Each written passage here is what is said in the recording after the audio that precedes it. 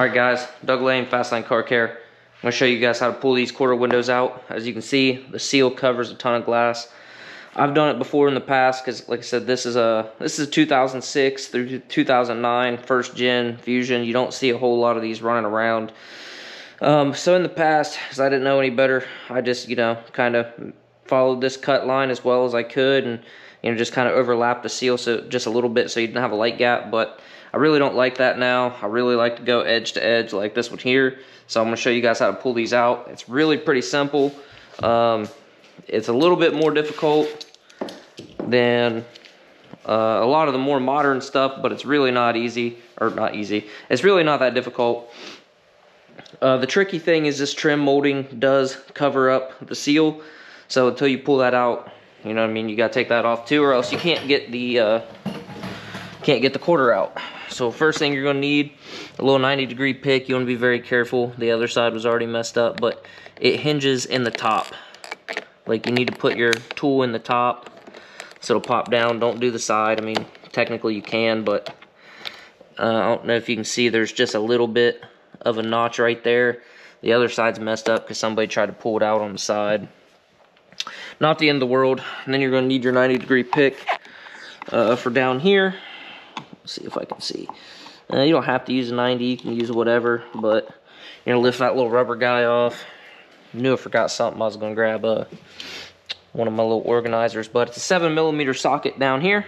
Ratchet, nut, bolt, whatever. 7mm bolt.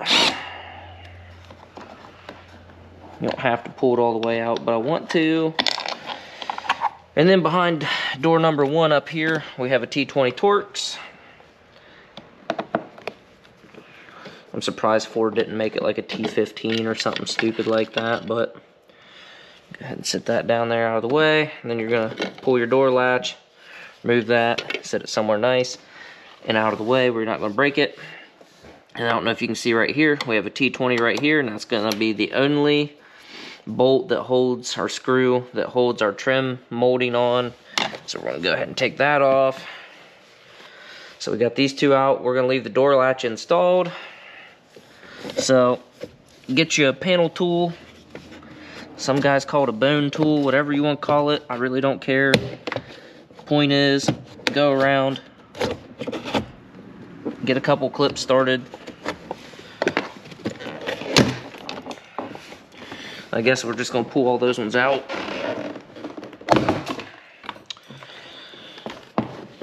That's oh, we broke one. We had one casualty.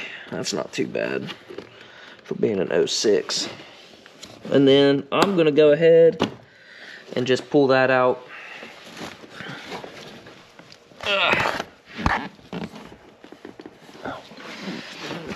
Oh, we had 2 casualties. So we'll go ahead and put our tabs back in here. And I keep some of these spares on hand just for this.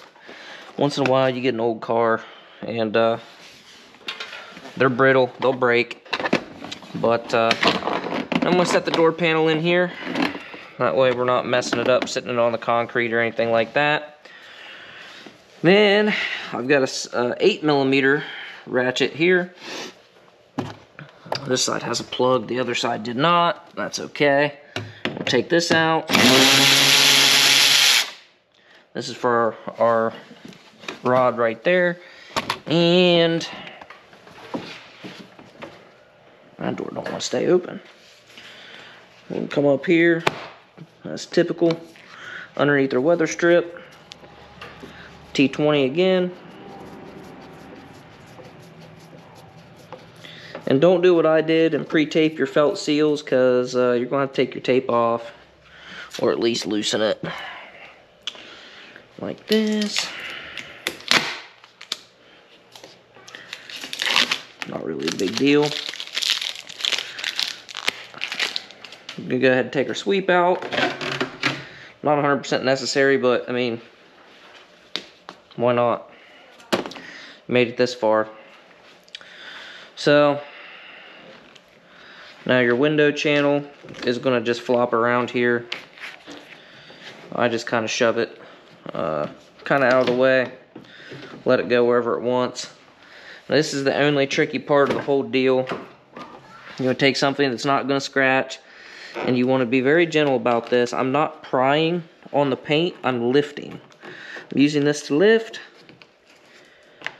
and just kind of go down here and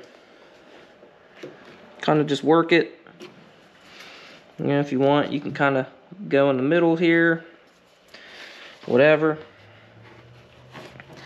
When they're this old, especially, I'm guessing Ohio stuff, where it's hot, cold, hot, cold, hot, cold all the time, the rubber just kind of gets baked to the door. So just go at your own risk. Take your time.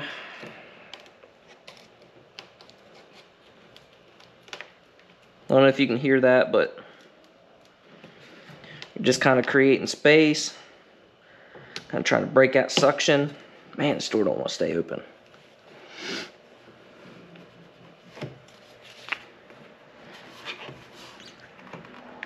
There we go.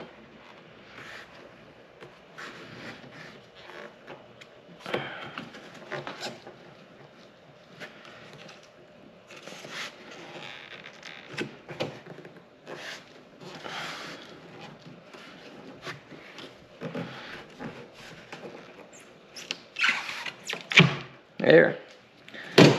Boop. There goes our window channel thingy majigger. And voila.